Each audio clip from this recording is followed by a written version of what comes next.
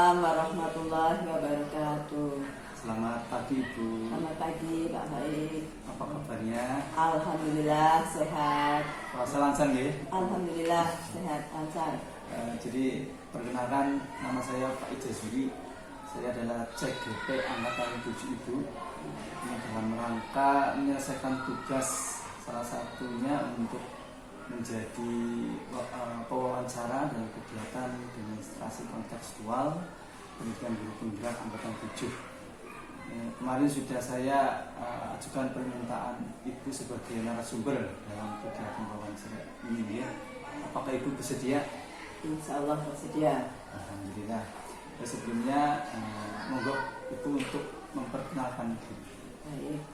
Nama saya Parkisa sebagai Kepala Sekolah SD Negeri 1 Pengadegan Korwilcam Dindik Wangun yang akan dijadikan narasumber oleh Pak Baik dalam tugas CGP hari ini. Siap. Terima kasih atas perkenalan dari Ibu Parkisa. Langsung saja nih Bu, karena waktu ini singkat.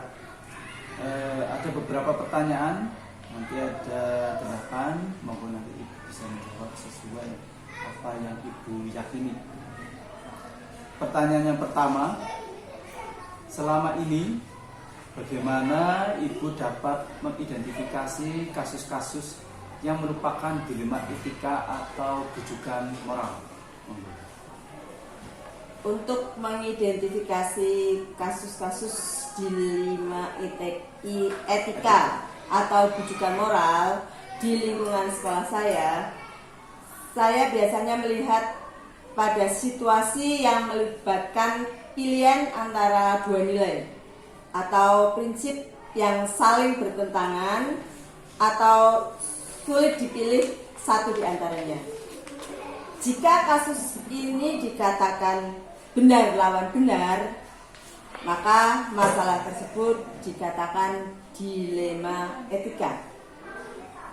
Namun jika kasus tersebut melanggar hukum atau benar lawan salah, ini termasuk rujukan moral. Sebagai contohnya, ketika seorang siswa melihat temannya melakukan kecurangan dalam ujian, misalnya mencontek. Nah, seorang siswa ini akan merasa bagaimana saya akan memberitahu guru atau tidak.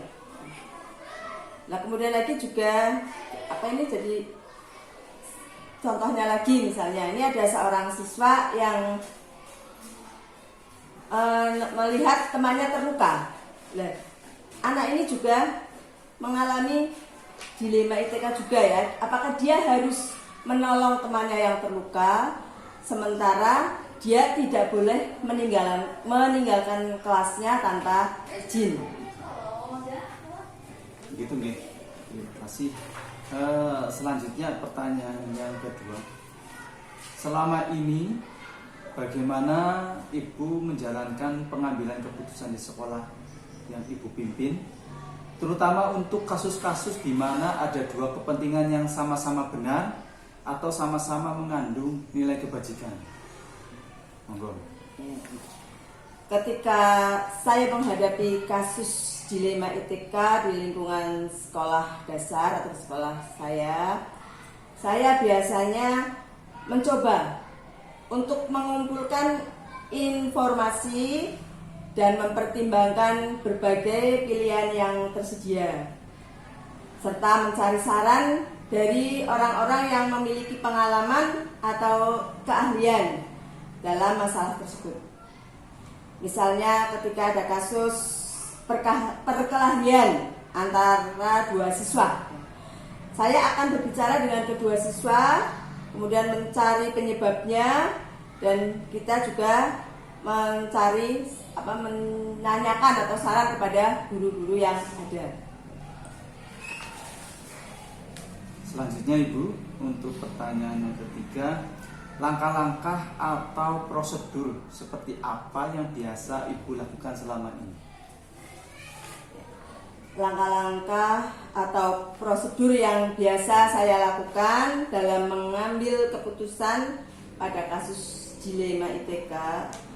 di lingkungan sekolah, ya, antara lain pertama itu kita mengumpulkan informasi siapa saja yang terlibat, kemudian mempertimbangkan berbagai pilihan untuk penyelesaian kasusnya.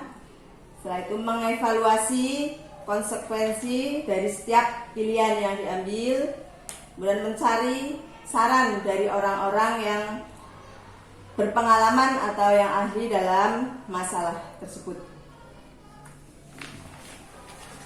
Selanjutnya pertanyaan keempat, hal-hal apa saja yang selama ini Ibu anggap efektif dalam pengambilan keputusan pada kasus-kasus dilema etika? Yang saya anggap efektif dalam pengambilan keputusan pada kasus dilema etika adalah dengan melakukan diskusi atau konsultasi dengan orang lain atau guru yang ada di sekolah. Kemudian saya lebih mengedepankan kepentingan umum atau kepentingan orang yang lebih banyak, dan juga untuk kepentingan jangka panjang. Misalnya ketika ada kasus bullying di sekolah, ini saya akan berbicara dengan guru untuk mencari saran dan rekomendasi mengenai cara yang terbaik untuk menangani kasus bullying tersebut. Bagus sekali. Selanjutnya Ibu, pertanyaan yang kelima, kira-kira hal-hal apa saja yang selama ini merupakan tantangan dalam pengambilan keputusan pada kasus-kasus dilema etika yang sudah Ibu hadapi? Tantangannya apa saja?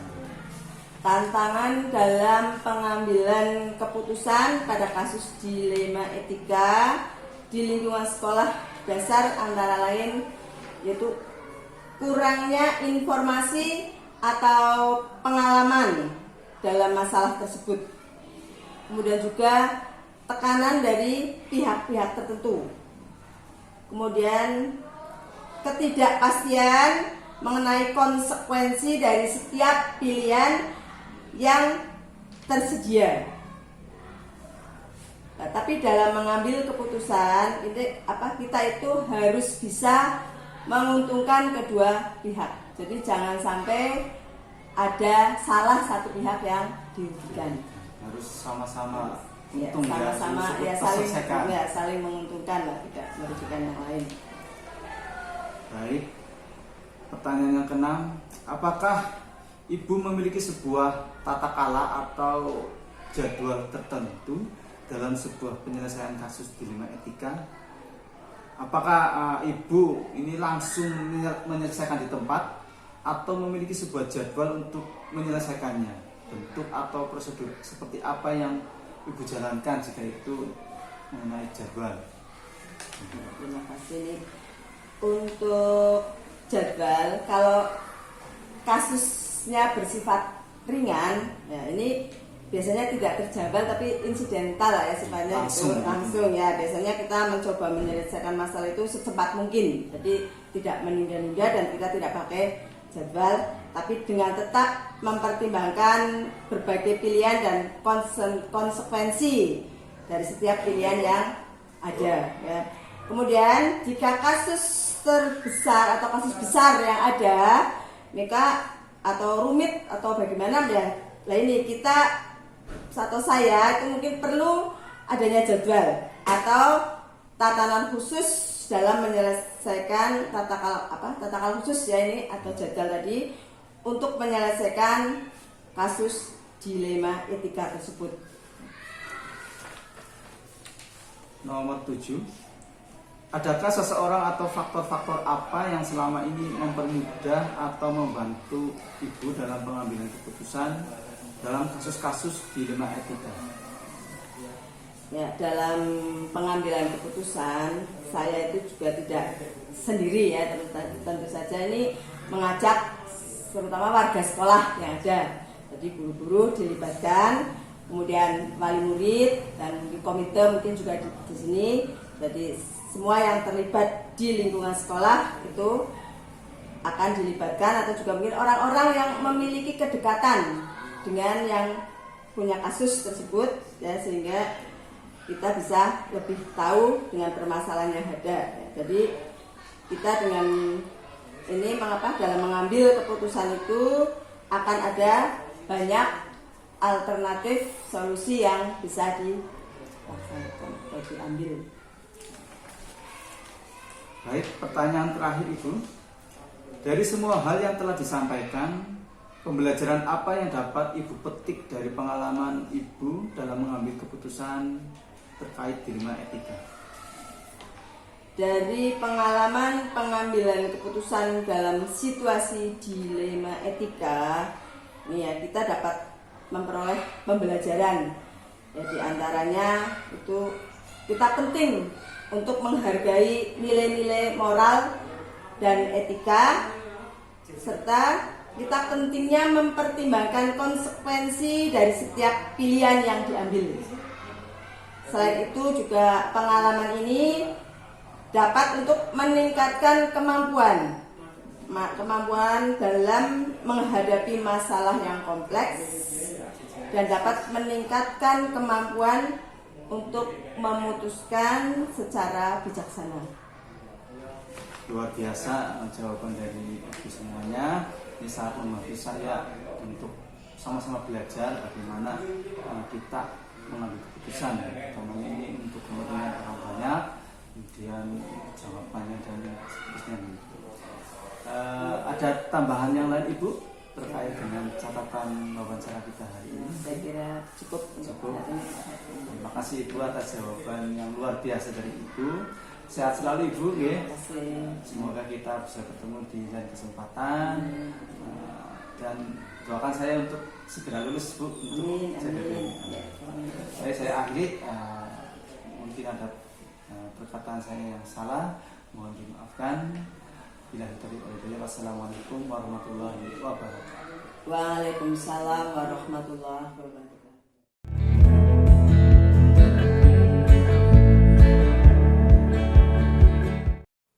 Assalamualaikum. Waalaikumsalam warahmatullahi wabarakatuh.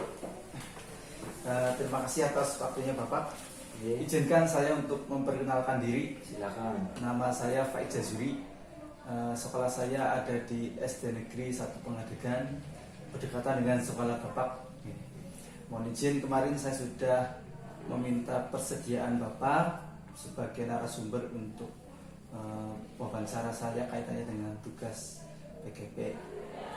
Untuk itu mungkin Bapak bisa memperkenalkan diri, silakan. Terima kasih.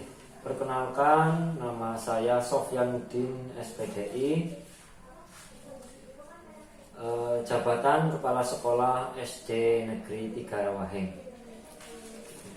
Baik Bapak, untuk wawancara kali ini adalah tugas saya selaku CGP Angkatan 7. Untuk topik dan materinya adalah tentang modul 3.1 tentang dilema etika dan bujukan moral. Nanti silakan Bapak bisa menjawab pertanyaan yang saya ajukan sesuai dengan pengalaman yang Bapak alami selama ini menjadi seorang kepala sekolah. Langsung saja untuk pertanyaan yang pertama. Selama ini bagaimana Bapak dapat mengidentifikasi kasus-kasus yang merupakan dilema etika atau bujukan moral? Terima kasih atas pertanyaan ini. Pertanyaan yang susah-susah dan sulit, tapi semampu saya untuk menjawabnya. Ini biasanya kalau untuk mengidentifikasi kasus yang dilema etika atau bujukan moral, saya melihat apakah ada dua pilihan atau lebih pilihan yang benar atau mengandung nilai-nilai yang sama-sama penting. Kemudian dan namun saling bertentangan. Ini yang paling penting dan yang paling pokok. Jika kasus itu dikatakan benar, lawan benar, maka masalah tersebut itu adalah dilema etika. Namun jika kasus tersebut melanggar hukum, ya, maka sudah tentu besar lawan salah, benar lawan salah, itu maksud saya. Itu termasuk bujukan moral. Contohnya di lingkungan sekolah dasar, sekolah SD Negeri 3 Rawaeng ya. Ketika seorang siswa atau peserta didik dihadapkan pada pilihan untuk mengakui kebohongan yang telah dilakukannya agar tidak mendapatkan hukuman atau tetap berdiam diri dan menerima konsekuensi dari perbuatannya.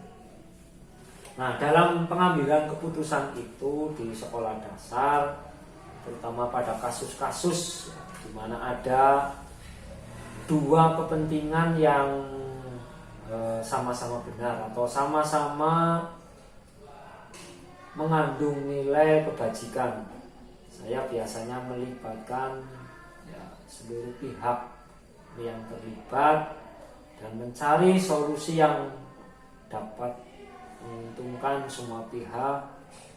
Kemudian juga mencari tahu siapa saja yang terlibat untuk dianalisis, lalu baru diambillah keputusan.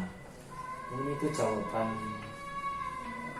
Ya, terima kasih Bapak, luar biasa. Selanjutnya untuk pertanyaan yang kedua, selama ini bagaimana Bapak dalam menjalankan pengambilan keputusan di sekolah yang Bapak pimpin, terutama untuk kasus-kasus di mana ada dua kepentingan yang sama-sama benar atau sama-sama mengandung nilai kebajikan, Pak? Terima kasih. Ini hampir pertanyaan sama di jawaban dengan pertanyaan pertama tadi. Nah, ini langsung saja saya biasanya itu melibatkan ya, seluruh pihak. Ya, kalau di sekolah ya semua guru, kepala sekolah, pendidik dan komite, wali murid juga, ini semua terlibat untuk mencari solusi yang dapat menguntungkan semua pihak. Nanti agar tahu siapa saja yang terlibat, ini agar nanti dianalisis lalu barulah diambil keputusan yang terbaik. Ini itu. Berarti ada analis begitu ya Pak? Betul. Baik, pertanyaan yang ketiga, langkah-langkah atau prosedur seperti apa yang biasanya Bapak lakukan selama ini? Ini dari sekolah SD, biasanya dari sekolah dasar sepengetahuan saya. Ya, ini yang pertama mendengarkan dulu ya semua pihak yang terlibat. Ya, jadi semua yang terlibat itu kami dengarkan dan mencari informasi-informasi yang relevan dari permasalahan. Kemudian setelah itu ya, saya menganalisis ya, permasalahan dan siapa saja yang terlibat. Dianalisis, kemudian siapa yang terlibat, juga mencari solusi yang dapat memperjuangkan semua permasalahan. Kemudian yang ketiga ada pengambilan keputusan yang paling tepat untuk melibatkan semua pihak yang terlibat dan untuk mengimplementasikannya. Gitu ya Bapak. Jadi memang ada langkah-langkahnya. Tidak asal ini ya. Jadi memang diantara tadi melibatkan atau menanyakan kepada siapa yang terlibat, betul, dianalisis, betul, dicari solusi alternatif. Itu tidak langsung menjustis atau mengambil secara keputusan. Baik, terima kasih Bapak. Selanjutnya yang keempat, menurut Bapak ini hal-hal apa saja yang selama ini Bapak anggap efektif dalam pengambilan keputusan pada kasus-kasus dilema etika? biasanya yang kami lakukan itu di sekolah ya, terutama adalah berdiskusi ya. Ini yang berdiskusi dengan teman, bayi atau orang lain yang memiliki pengalaman. Jadi tidak semua orang bisa diajak berdiskusi, tapi berdiskusi dengan orang yang berpengalaman.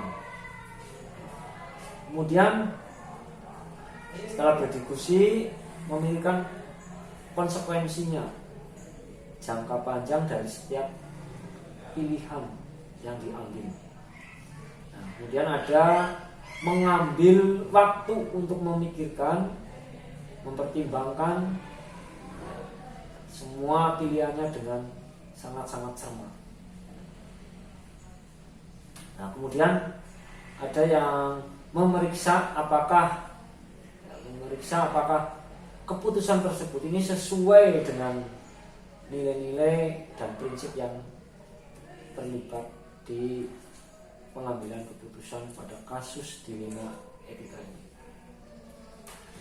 Contohnya ini ketika seorang guru ketika ada seorang guru memutuskan apakah akan memberikan hukuman ya, yang berat atau yang ringan atau yang sedang kepada siswa yang melakukan pelanggaran ya, aturan-aturan sekolahnya yang dilanggar oleh siswa, atau memberikan kesempatan pada siswa yang melanggar tadi ini agar nanti untuk memperbaiki kesalahan yang dari siswa itu. Nah, ini biasanya ya guru ya berdiskusi ya dengan rekan kerja ataupun bisa dengan orang tua dari siswa tersebut. Ini agar nanti akan mendapatkan gambaran yang berbeda antara rekan guru, wali murid ataupun yang lainnya untuk mempertimbangkan yang jangka panjangnya dari setiap pilihan. Biasa ya Pak, memang itu yang menjadi efektif dalam pengambilan keputusan. Betul.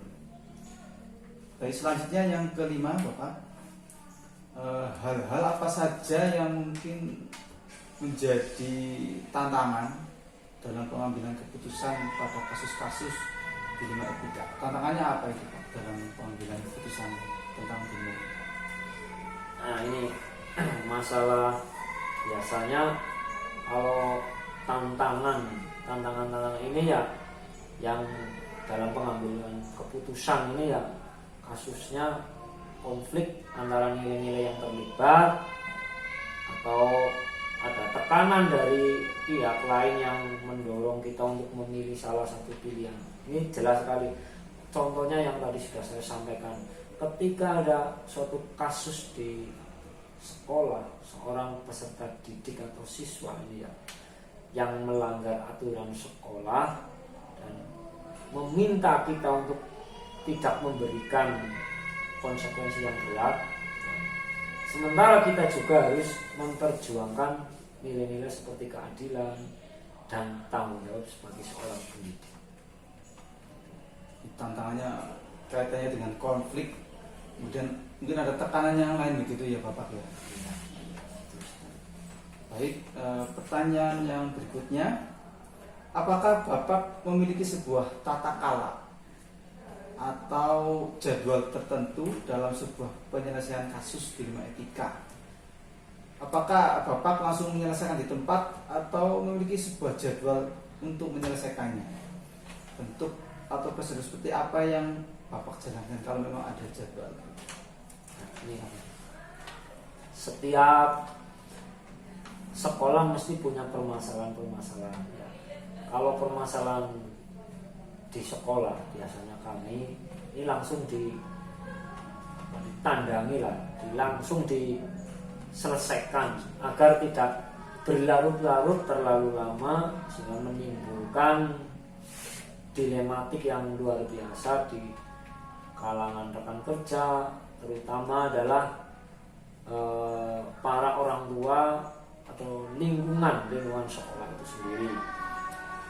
Nah, ini juga memastikan kalau pengambilan keputusan juga harus memperhatikan apa yang telah dipikirkan ini secara matang, dan kami sekolah juga harus melibatkan pihak-pihak tertentu gitu. Jadi langsung ditangani ya Bapak? Langsung ditangani. Jadi biar tidak berlarut-larut, Berlarut. jadi lama malah tambah masalah. Tambah masalah. Baik, pertanyaan yang ketujuh Bapak, adakah seseorang atau faktor-faktor apa yang selama ini mempermudah atau membantu Bapak dalam pengambilan keputusan dalam kasus-kasus bimbingan etika? Ini ada orang lain yang mungkin membantu Bapak apa tidak? Kalau ada, siapa Pak? Nah ini biasanya kalau di sekolah dasar kan berbeda dengan di SMA ataupun di SMP, ada guru-guru apa khusus. Kalau di SMA kan gitu ya, guru bimbingan konseling. Nah kalau di SD kan semuanya harus tahu ya, semua harus menguasai bimbingan konseling permasalahan-permasalahan yang dihadapi oleh anak didik atau siswa. Nah ini setiap kami ada permasalahan dalam pengambilan keputusan atau ada kasus, ini seorang ini ya biasanya tergantung dari kasus tersebut. Biasanya kalau hanya kenakalan anak itu biasanya ditandangi langsung oleh guru kelas. Tapi kalau sudah kasusnya merembet keluar itu ya berbagai macam pihak harus dilibatkan. Karena apa? Karena masalah yang itu berkaitan dengan nama SD dan nama baik begitulah, lingkungan juga termasuk. Nah ini biasanya ya dari sekolah itu biasanya kami menunjuk salah satu guru yang ya semua guru sih menguasai, tapi ya hampir ya karena sesuai dengan keputusan bersama gitu. Salah satu guru biasanya guru kelas guru mapel agama, ini yang dilabelkan dalam khususnya adalah pengambilan keputusan. Tapi tetap semuanya harus dirapatkan ya. Tidak semena-mena diambil oleh guru tersebut, tapi harus dilibatkan semua pihak agar mencari nanti alternatif solusi yang terbaik yang diambil untuk mencari keputusannya. Jadi guru-guru yang paling ini karena mungkin kaitannya dengan pengalaman atau keahlian tertentu, mungkin guru agama lebih ini ya. Tapi tidak hanya guru agama, yang semuanya yang orang berkelas, tua masyarakat yang siapa yang terlibat mungkin. Iya betul. Baik Bapak, pertanyaan terakhir Bapak nih. Dari semua hal yang telah disampaikan, yang tadi Bapak sampaikan, pembelajaran apa yang dapat Bapak petik dari pengalaman yang Bapak mengambil, dari pengalaman Bapak dalam mengambil keputusan di nilai etika? Kira-kira pembelajaran apa ya? Ini saya menyadari ya tidak selalu ada ada yang jawabannya benar ataupun salah. Saya menyadari ya, ini melihat situasi tersebut ya, benarnya atau salahnya. Ini jelas setiap kasus juga harus harus dinilai secara individu dan mempertimbangkan berbagai macam faktor yang terlibat. Ini juga menyadari keputusan yang sulit juga harus diambil ya. Ini untuk memastikan kebaikan yang lebih besar dan mempertimbangkannya konsekuensi jangka panjang permasalahan tersebut, apapun dari tindakan-tindakan yang diambil.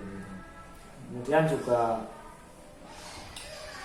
kita belajar bahwa diskusi itu ya, dan mendengarkan pandangan-pandangan dari orang lain juga dapat membantu saya untuk mempertimbangkan sudut pandang yang berbeda dan membuat keputusan yang lebih baik itu secara kolektif gitu. Jadi ya semuanya harus berdiskusi, mencari dari solusi yang terbaik nanti ya kita musyawarahkan mencari mufakat. Itu jawaban yang dapat saya. Jadi untuk 8 mungkin lebih kepada kita juga memikirkan konsekuensi gitu ya Pak ya. Betul. Karena ini katanya apalagi sekolah ini kan banyak warga begitu. Kemudian harus dengan diskusi ya. Dan misalkan itu ada semacam musyawarah mufakat. Betul. Jadi apalagi yang kasus-kasus besar begitu ya, yang betul-betul mempertaruhkan nama sekolah itu. Baik, jawabannya luar biasa yang sudah disampaikan oleh Bapak. Ini sangat menginspirasi saya dalam belajar kaitannya dengan bagaimana kita mengambil keputusan kaitannya dengan dilema etika maupun rujukan moral begitu Bapak. Baik, terima kasih atas waktunya Bapak. Ini sangat membantu saya dalam menyelesaikan tugas CGP saya. Sehat selalu Bapak. Terima kasih. Ya, Ya. saya terima kasih. Terima Mohon kasih. maaf mungkin apabila ada kata-kata yang salah mohon dimaafkan gitu Pak. Nah, itu saja saya akhiri. Wassalamualaikum warahmatullahi wabarakatuh. Waalaikumsalam warahmatullahi wabarakatuh. Izin pamit Pak. Moga-moga.